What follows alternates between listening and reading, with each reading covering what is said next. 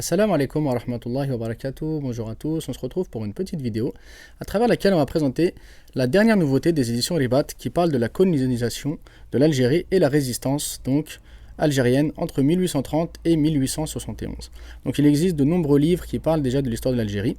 Des livres qui sont écrits tantôt par des historiens, tantôt par des, on va dire plutôt des politiques, et chacun donc il va avec sa version, avec sa manière d'aborder la chose. Donc on a tant des écrivains qui écrivent en étant partisans donc, de la cause algérienne que des écrivains qui écrivent en étant partisans par exemple de la cause coloniale française. Ce qui est intéressant dans ce livre-là, c'est que l'auteur est un universitaire qui essaie justement d'aborder la chose à travers donc des recherches donc historiques pour comprendre la situation donc de l'Algérie avant 1830, ce qui a amené donc l'invasion française et ensuite qu'est-ce que la colonisation donc a fait.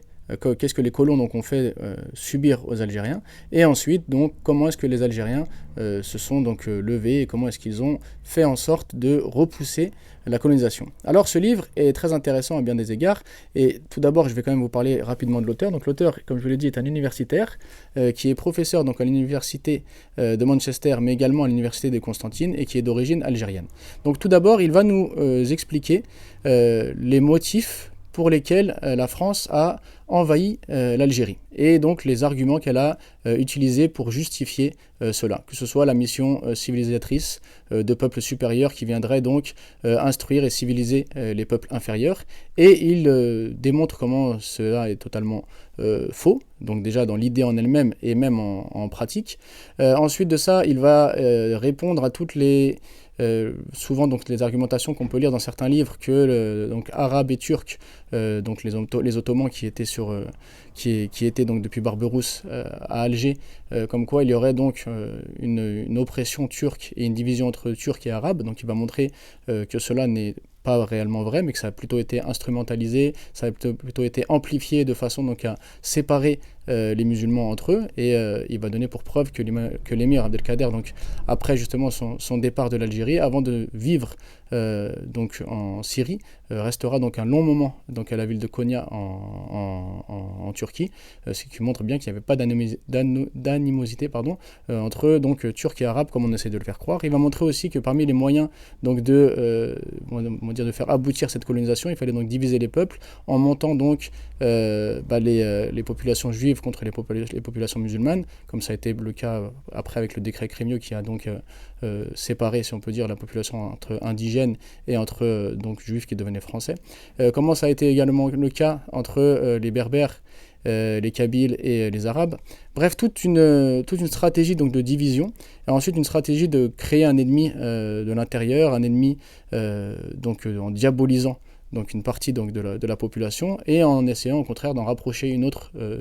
du colon de façon à pouvoir les utiliser contre les autochtones. Donc c'est vraiment un livre très riche d'un point de vue historique pour nous permettre de comprendre l'histoire, très riche donc d'un point de vue au niveau de la recherche parce que ça nous déconstruit un peu ce qu'on a l'habitude d'entendre, comme par exemple le motif que la France aurait intervenu en Algérie à cause de la piraterie, alors qu'il démontre bien que la piraterie n'existait plus du tout à ce moment-là. Et ça nous refixe également donc le contexte historique de la France donc de cette époque-là, de l'époque de 1830. Ensuite, on voit donc tous les dégâts que la colonisation a apportés en Algérie, mais surtout on voit comment est-ce que tout de suite les musulmans donc, se sont mobilisés afin donc de résister, de libérer leurs terres et de ne pas rester passifs face à cette colonisation.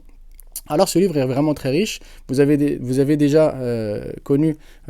grosso modo l'histoire de l'Algérie avec le livre Ibn Badis des éditions El Beïna, qui pareil resituait donc l'histoire de l'Algérie, la colonisation, ses dégâts et surtout comment des hommes de lettres ont réussi à réveiller les esprits, à faire renaître une communauté qui avait quasiment disparu, en tout cas qui avait perdu sa vie et sa vitalité. C'est pourquoi on avait d'ailleurs intitulé le livre « Quand la plume soumet les canons ». Alors l'histoire de l'Algérie concerne certes les Algériens, mais concerne également l'ensemble de la communauté musulmane, puisque c'est un pays donc musulman, donc ça fait partie de notre histoire, et ça concerne aussi donc les musulmans qui vivent en France, puisque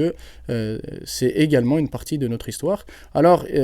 l'idée de connaître la colonisation n'est pas pour diaboliser les uns ou diaboliser les autres, au contraire, il faut connaître l'histoire afin de ne pas reproduire les mêmes erreurs. Et puis surtout, comme la colonisation est certes finie aujourd'hui de manière physique, mais il y a certains mécanismes qui restent toujours actifs, et il est bon donc de les connaître afin justement de savoir comment résister, et que la situation puisse être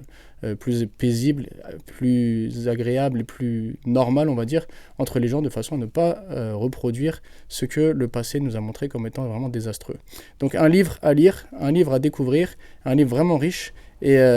donc bien sûr aux éditions Ribat, qui nous ont habitués avec des trésors comme ça du patrimoine, qui nous font découvrir un peu plus notre histoire à chaque fois.